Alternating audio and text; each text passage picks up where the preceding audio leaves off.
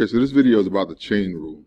And basically, the chain rule states that if the functions f of x and g of x are both differentiable at the point x, or x equals some number, then the function h of x equals f of g of x has a derivative that is h prime of x equals the derivative of the outer function times the derivative of the inner function. That's essentially what it says. It's the derivative of the outer function times the derivative of the inner function. The letters might change from h and f and g to be anything else, but that's what it means. Alright, so I'm going to actually put that to use in several different problems. So if you would write this, I'm going to change the screen in just a moment. Alright, so let's consider this function. It says find the derivative of y equals 3x squared plus 1 raised to the second. Now, the easy way of finding this, if you didn't know chain rule, you can simply just square this binomial and then find the derivative of that new polynomial, which is great because you can easily find that derivative. We'll consider that next, but because some functions you won't be that simple, I want to talk about how to find this with chain rule. And before I get started, I'm going to make this look simpler so you can understand me better. I'm going to use a u substitution and rewrite this as u is equal to 3x squared plus 1. So everywhere there's a 3x squared plus 1, I'm replacing with u. So basically, I can rewrite this function as y equals to u to the second power. So chain rule says that if I want to find the derivative of this, I could take the derivative of the function. So it's going to be 2u times the derivative of the inside. So if that's true, it's going to be y prime is equal to 2. Remember we said u was 3x squared plus 1 times the derivative of the inside. Now, the derivative of u should be 6x. So that's going to be times 6x. So our answer here would be y prime is equal to 2x, 2 times 6x is 12x times 3x squared plus 1. So it's better written as y prime equals to 36x to the third plus 12x. So that would be the derivative of that function using chain rule. Now I can prove that using one of the rules that we already have mastered. For example, if I rewrote this, if I squared that binomial, it's going to be the square of the first, so 9x to the fourth, multiply and double, so it's going to be 6x squared, and then square the last, so it's 1. If I found the derivative of that function here, I'm going to rewrite this here. I know y prime should equal to 36x to the third plus 12x to the second. Derivative of 1 is 0. And if you notice, it's the exact same thing we have here. They both are equal to each other. They both are the same. So that just proves the chain rule should work for any polynomial, whether it's a polynomial or a trig function or square root function or whatever. We can use the derivative. We can find the derivative by using chain rule. All right, so I'm about to erase this screen. I'm about to give you another. So if you need this as a note, I'll copy it. All right, so I got a new one. So let's find the derivative of this function. Y equals this. And I like to simplify it. I like to think about a u substitution until I get really comfortable with it. So I'm going to do a u substitution here. I'm going to rewrite the inner part as x squared plus x. And just keep that in mind. As I find the derivative of that, u prime is equals to 2x plus 1. Keep that in mind as well. So if I want to find the derivative of this, I'll first rewrite this as y equals to sine of u. So that means y prime will equal to the derivative of sine, so that's going to be cosine of u, and times u prime. So I can replace the u's now. So y prime equals the cosine of x squared plus x times 2x plus 1. And so we don't usually write something times the angle. We generally put that number in front so it's not confused as being multiplied into the angle. So I'll rewrite it as y prime equals to parentheses 2x plus 1 times the cosine of x squared plus x. Now, do you have to use u substitution? No. You can think about it without u substitution, but I think it keeps it all straight. It keeps it it makes it easy to look at if you think about a U opposed to having lots of other stuff that you might get lost in. All right, let's do another. Oh, I'm about to erase the screen, so if you want to copy that, I would.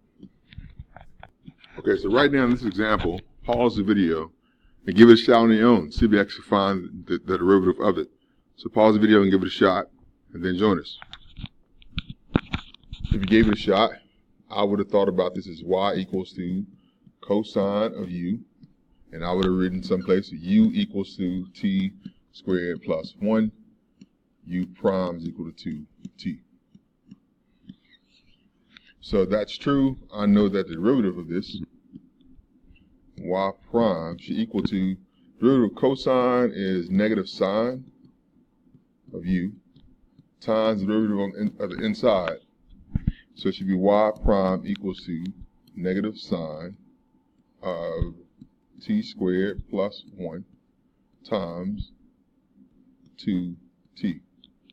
So the most simplified answer would be y prime equals to negative 2t sine of t squared plus 1. And this is true.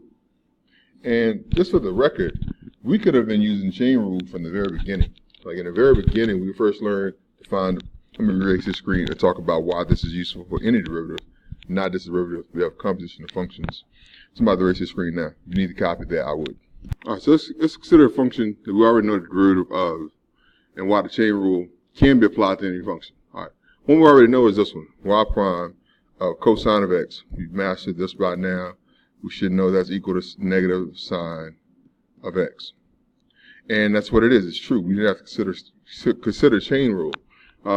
But if we consider this as u substitution, like u is equal to x, so u prime equals to 1. If we consider the chain rule in solving this, then I could have called this, instead of what we have, you could have called it this, y equals cosine of u. So using chain rule, we'll say, well, it's going to be y prime equals to derivative of the function we have, which is negative sine of u, times u prime.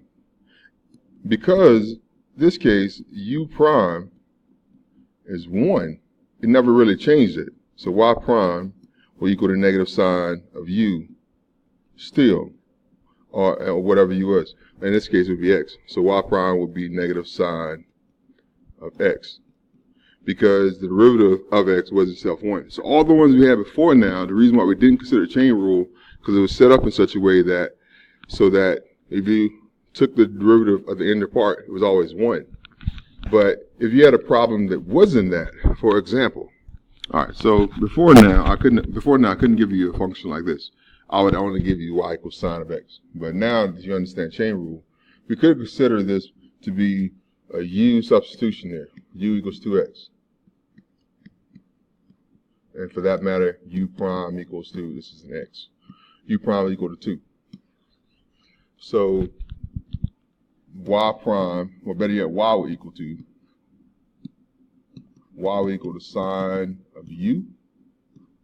And I've been skipping this step, but generally what we're writing is d dx sine of u times d dx of u. So that's generally what's happening. So what's happening, this would be cosine of u times the derivative of u.